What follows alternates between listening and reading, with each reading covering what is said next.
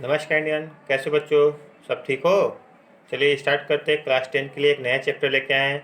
Chapter 2 है economics का, भारतीय अर्थव्यवस्था के क्षेत्र। हमने चैप्टर 1 में बताया था विकास, जिसमें हमने एक टॉपिक था राष्ट्रीय आय। जिस राष्ट्रीय आय का गणना हमने बताया था कि राष्ट्रीय आय का गणना देश की कुल आय और देश की कुल जनसंख्या से भाग देने पे जो बचता है उसे कहते हैं प्रति व्यक्ति आय, मतलब देश की औसत आय। तो देश की कुल जो जन आय है, जिसकी गणना की जाती है 3 सेक्टर से, मतलब 3 कार्यों से, जो होता है प्राथमिक कार्य, द्वितीय कार्य और तृतीय कार्य। इन्हीं तीनों कार्य के बारे में आपको इस चैप्टर में पढ़ना है। भारतीय अर्थव्यवस्था के क्षेत्र में तो मतलब कौन कौन से सेक्टर है, कौन कौन से क्षेत्र है जहाँ पे लोग लगे हुए हैं, किस में ज़्यादा लगे हुए हैं, किस सेक्टर में कम लगे हुए हैं, किसका योगदान देश की अर्थव्यवस्था में ज़्यादा है, किसका योगदान कम है, किस सेक्टर को बढ़ाया जा सकता है, कौन से देश विकसित है, कौन से देश विकासशील है, किस सेक्टर के वजह से देश विकसित होते हैं, किस सेक्टर की वजह से विकासशील होते हैं, कौन से सेक्टर में लोगों के रोजगार की संभावना ज़्यादा है, किस सेक्टर में लोग बेवजह ज़्यादा लगे हुए हैं। ठीक है, तो ऐसे बहुत से क्वेश्चनों का इस चैप्टर में हम लोग ज्ञात करेंगे और आपकी हर समस्या का समाधान भी किया जाएगा। तो स्टार्ट किया जाए टॉपिक भारतीय अर्थव्यवस्था के क्षेत्र। तो सबसे पहले आपको जानना होगा कि आर्थिक गतिविधियाँ, देश की इतनी बड़ी जनसंख्या है, इतने बड़ा क्षेत्रफल है, इसकी चलाने के लिए अर्थव्यवस्था के लिए पूंजी कर सकता है। और ये पूंजी निर्धारण कैसे होगा? मनुष्य के कार्य करने से। तो मनुष्य के जो भी कार्य करते हैं, चाहे एक वकील है, एक डॉक्टर है, टीचर है, मजदूर है, पेपर बेचने वाला है, एक कर्मचारी है, एक वकील है या एक मैनेजर है, तो हर व्यक्ति अपना अपना हर तरह से बढ़ई लोहार, ठीक है, हर व्यक्ति अपने अपने तरीके से काम करते हैं। तो वो कौन से सेक्टर में लगे होंगे, वो कौन से सेक्टर में काम करते हैं, वो कौन से क्षेत्र में काम करते हैं जिससे देश की अर्थव्यवस्था में उनका योगदान माना जाता है। हम लोग जानते हैं कि देश के 70 से 75% जनसंख्या है वो गांव में निवास करती है, इसलिए भारत के गाँव का देश कहते हैं। और वहाँ के मुख्य व्यवसाय क्या है? कृषि है। तो उस सेक्टर में दूसरा, कुछ लोग उद्योगों में लगे हुए हैं, बहुत मात्रा में मजदूर उद्योगों में काम करते हैं और कच्चे मालों को से बहुमूल्य वस्तुओं में निर्माण करते हैं। कुछ लोग सेवा क्षेत्र में लगे, संचार, परिवहन। तो इन सभी चीज़ों के बारे में हम लोग चलते हैं, इसी को कहते हैं आर्थिक गतिविधियाँ।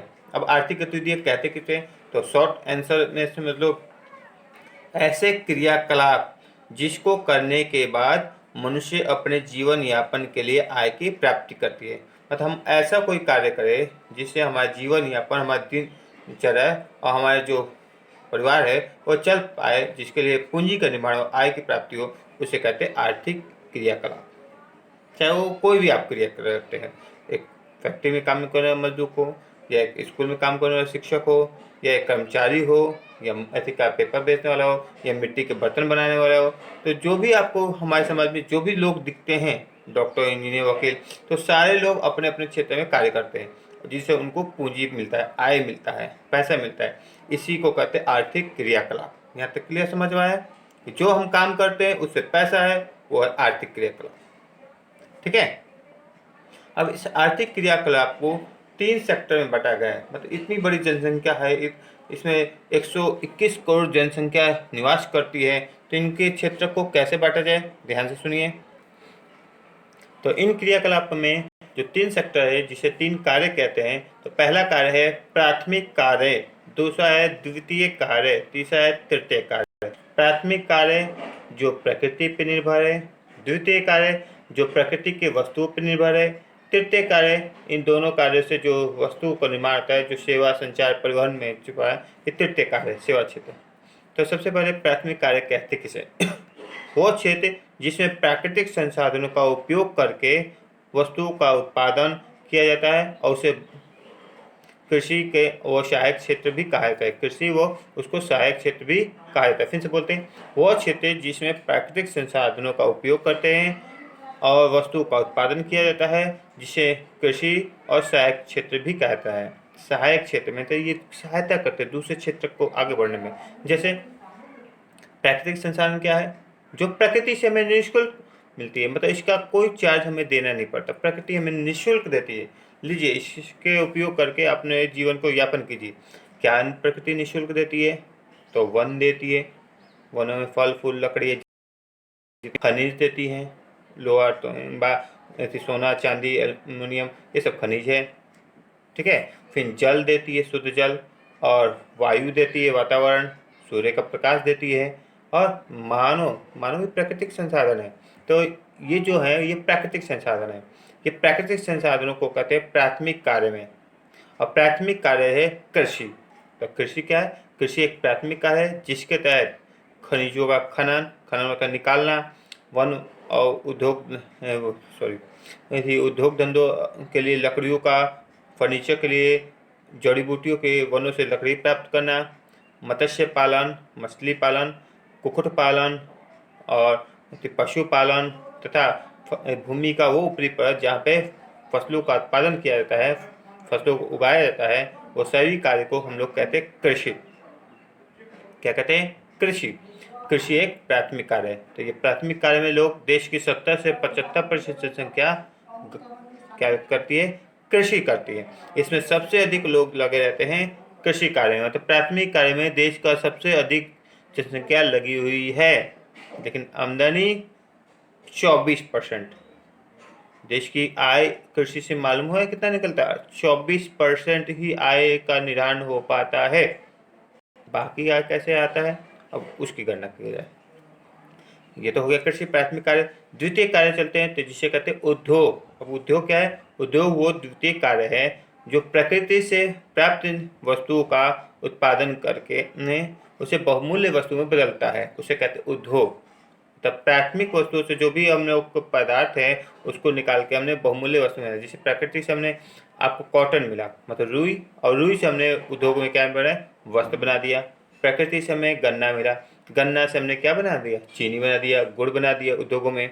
फिर प्रकृति से हमें आटा मिला, आटा नहीं, गेहूँ मिला, गेहूँ से हमने आटा बनाया या बिस्किट बनाया, ठीक है, बेकरी के सामान बनाए। तो ये जो हम लोग प्रकृति से, आप लोग को गेहूँ से सूजी बना लो, मैदा बना लो, ठीक है। तो ये जो हमें प्रकृति से वस्तुएं मिलती हैं इनको बहुमूल्य वस्तुओं में बदल देते हैं। जैसे प्रकृति से हमें आपको क्या मिला? लोहा मिला, लोहे से हमने औजार बना दिया, ठीक है। फिर आपको क्या बना? मशीनें बना दिया, और उद्योग धंधों के लिए सरिया बना दिया। तो ये जो प्रकृति से वस्तुएं मिलते हैं इसको बहुमूल्य वस्तु में बदल देते हैं। ये हो गया उद्योग जिसे कहते हैं। उद्योग क्या है? द्वितीय कार्य, प्रकृति के वस्तु पर ही निर्भर रहता है, जिसमें सारे वर्कर्स इसमें लगे रहते हैं, मजदूर लोग उद्योगों में, जो बहुत से वस्तुओं का निर्माण करते हैं, दवाओं का निर्माण करते हैं। हमारे बहुत से जीवन भर की जितनी आवश्यकता है वो सब उद्योगों में तो निर्मित होती है। तृतीय कार्य जो है वो सेवा क्षेत्र होता है। तृतीय क्या होता है? वो सेवा क्षेत्र। अब सेवा क्षेत्र में कौन कौन से आते हैं आप जानते हैं? वो क्षेत्र जिसमें प्राथमिक क्षेत्र के से प्राप्त वस्तुओं को लेकर नई वस्तुओं का निर्माण करते हैं उसे औद्योगिक क्षेत्र कहते हैं। औद्योगिक क्षेत्र कहते हैं ना जी। तो औद्योगिक क्षेत्रों से जो वस्तु का निर्माण होता है उसे लोगों तक सेवा के लिए पहुंचाया जाता है, वो होता है तृतीय क्षेत्र, जिसमें परिवहन आएगा, संचार आएगा, और जो आपको सेवा दे रहे हैं, सेवा व्यक्ति, मतलब डॉक्टर है, वकील है, इंजीनियर है, मास्टर है, जो शिक्षक जिसे कहते हैं, तो इन सभी लोग जो हमारे समाज की सेवा कर रहे हैं, जो पूंजी का निर्माण कर रहे हैं, लोगों को जागरूक कर रहे हैं, लोगों को शिक्षा दे रहे हैं, लोगों को ट्रीटमेंट कर रहे हैं, तो वो जो सेवा दे रहे हैं ये आएगा तृतीय क्षेत्र में।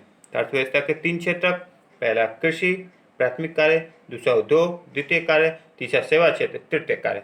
समझ आए बच्चों? यहाँ तक क्लियर है? अब आगे बढ़े। इसके अतिरिक्त आपको और 2 क्षेत्र दिया है जो बुक में दिया है, वो महत्वपूर्ण उतना तो नहीं है, फिर भी आप जान लीजिए कि सार्वजनिक क्षेत्र, सार्वजनिक मतलब सबके लिए, जिसमें अधिकांश परिसंपत्ति जो संपत्ति है वो सरकार के स्वामित्व होता है या सरकार के सभी सेवाओं को उपलब्ध कराती है, वो है सार्वजनिक क्षेत्र। ये है स्कूल, कॉलेज, आपको पार्क है, रोड है, ये है सार्वजनिक क्षेत्र, सबके लिए है। निजी क्षेत्र किसी व्यक्ति के विशेष का है, मतलब निजी क्षेत्र जिसमें परिसंपत्ति के कोई एक मालिक होता है, जैसे टाटा, बिरला, अंबानी, इनका अपनी संपत्ति, ये निजी क्षेत्र है, प्राइवेट कंपनी जिसे कहते हैं, किसी व्यक्ति के अधीन में इनके हाथों में होता है। इसके बाद इसमें चलते हैं सकल घरेलू उत्पाद, जिसे कहते हैं जीडीपी, ग्रोथ डेवलपमेंट प्रोडक्ट, ठीक है। तो अब जीडीपी क्या है? तो इसे कहते हैं सकल घरेलू उत्पाद। सकल घरेलू उत्पाद मतलब जो अर्थव्यवस्था के ये जो 3 क्षेत्र है, प्राथमिक, द्वितीयक और तृतीयक, इन तीनों क्षेत्र से जो अंतिम रूप से वस्तु का उत्पादन होता है, जो सेवा का योगफल होता है, जो अंतिम तृतीय क्षेत्र है जहाँ पे वस्तु निर्माण होकर तैयार हो जाती है और वस्तु बेचने के लिए तैयार होती है, तो उससे जो मूल्य आय, जिससे जो आय आते हैं उसे कहते हैं जीडीपी, सकल घरेलू उत्पाद। अगर इसका परिभाषा लिखना है तो सकल घरेलू उत्पाद का अर्थ है किसी विशेष वर्ष में प्रत्येक क्षेत्र द्वारा उत्पादित अंतिम वस्तु तथा सेवाओं का योगफल कहते हैं, इसे जीडीपी। या दूसरा परिभाषा अपना जीडीपी का देखना चाहते हैं सकल घरेलू उत्पाद, तो किसी विशेष वर्ष में प्रत्येक उत्पादित द्वारा अंतिम वस्तु का उत्पादन, सेवाओं का मूल्य उस वर्ष में क्षेत्र के कुल अनुपात की जानकारी का प्रदान करता है। मतलब अर्थ थोड़ा उटपटा लग रहा है कि परिभाषा से आप सिंपल याद है, प्राथमिक, द्वितीयक और तृतीयक तीनों क्षेत्रों से जो आय प्राप्त होती है उसी को कहते हैं सकल घरेलू उत्पाद, जीडीपी, जिससे देश की आय का निर्धारण होता है। यहाँ तक क्लियर? आगे बढ़े। अब आपके लिए हमने बीच बीच में क्वेश्चन पूछा था कि कौन से क्षेत्र में लोग ज़्यादा लगे हुए हैं, तो प्राथमिक कार्य में लोग ज़्यादा लगे हुए हैं। देश की 70 से 75% जनसंख्या प्राथमिक कार्य में लगी होती है। किस ज़्यादा प्राप्त होता है, तो होता है तृतीयक क्षेत्र में। तृतीयक क्षेत्र से आय की ज़्यादा प्राप्ति होती है क्योंकि वस्तुओं को सीधे बेचना है, मूल्य निर्धारण है। जितने प्राथमिक द्वितीय क्षेत्र में जितने उनमें कॉस्ट लगे हुए, खर्च लगे हुए, वो सभी खर्च उस पर जोड़कर वहाँ से बेनिफिट लिया जाता है, वो दैट आय प्राप्त। तो देश की तृतीय क्षेत्र जो है वहाँ देश की 40% जो है 40 वर्षों में सबसे अधिक तृतीय क्षेत्र से आय की प्राप्ति हुई है।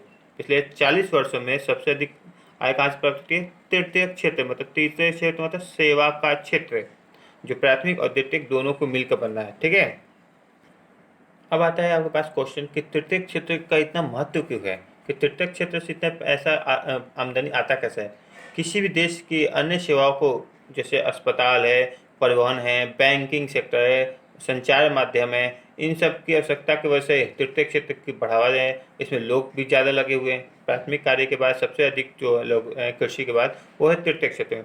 किसी भी उद्योग धंधों का विकास, परिवहन, व्यापार, भंडार जैसे ऐसी सेवाओं का भी तृतीय क्षेत्र में होता है। आय जो स्रोत है, रेस्टोरेंट्स है, पर्यटन केंद्र है, शॉपिंग कॉम्प्लेक्स है, निजी अस्पताल है, प्राइवेट अस्पताल है, विद्यालय है, प्राइवेट सरकारी, तो इन सब की मांग होने के कारण भी तृतीय क्षेत्र में आमदनी ज़्यादा है। सूचना के क्षेत्र, संचार प्रौद्योगिकी, कंप्यूटर के क्षेत्र, नई नई तकनीक, नई नई मशीनें, औजार जो आते हैं, जो इन टेक्नोलॉजी को से तृतीय क्षेत्र में लोग ज़्यादा लगे हुए हैं।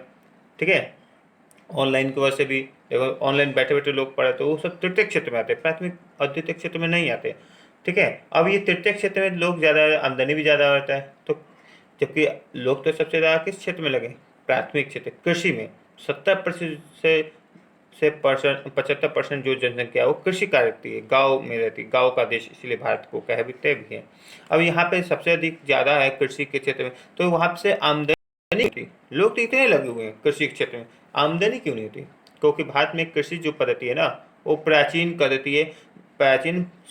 पद्धति है जिसे कहते हैं परंपरागत पद्धति। परंपरागत कृषि की जाती है जो आदि मानव के काल से चलती आ रही है। कैसे? एक एग्जाम्पल से समझ लेते हैं कि आपके दादा परदादा जो थे पैदल चलते थे। दादा परदादा से पहले आदि मानव के पैदल चलते थे। फिर आ गया आपको घोड़ा गाड़ी, टांगा गाड़ी, भैंसा गाड़ी, फिर आया जीप, यदि जीप है, मोटरसाइकिल है। उसके बाद आया आपको ट्रेन, हवाई जहाज। तो धीरे धीरे चलने के क्षेत्र में तो हम लोग बहुत विकास कर रहे हैं, लेकिन कृषि क्षेत्र में विकास नहीं कर पाए। पहले के ज़माने में से भी हल से और बैलों से खेती होती थी। आज के ज़माने में भी गांव में जाओगे तो हल से ही और बैल से होती है। थोड़ा सा चेंज हुआ तो कुछ लोग ट्रैक्टर से करते हैं, लेकिन पद्धति जो है कृषि की वो पुरानी ही है। बीजों का दूरी नहीं तय करना, कितने दूरी पे बीज डालना है, भूमि की उर्वरा शक्ति का जांच नहीं करना है, मिट्टी में कौन कौन से पोषक तत्व है, कौन कौन से नष्ट हो चुके हैं। सिंचाई के लिए नहरों पर, कुओं पर या प्राकृतिक वर्षा पे निर्भर रहना पर थी, जिसे मानसून का जुआ भी भारत कृषि को कहते हैं। भारतीय कृषि को मानसून का जुआ कहते हैं। कृषि में मानसून होगा मतलब वर्षा होगा तो कृषि होगा, नहीं होगा तो फसल बेकार। जिसके कारण जो उर्वरक है वो जैविक खादों का उपयोग न कर रासायनिक खाद ज़्यादा लाभ कमाने के लिए किसान जो क्या कहते हैं रासायनिक खाद का उपयोग करते हैं। बगैर मृदा की जाँच कराई, पानी का पूरा बहाव कर देते हैं सिंचाई के लिए, जिसके कारण फसलों की जड़ें खराब होती है, कमज़ोर हो जाती है। और उसमें खरपतवार कीड़े लग जाते हैं, इसके कारण उसकी आमदनी बहुत कम होती है।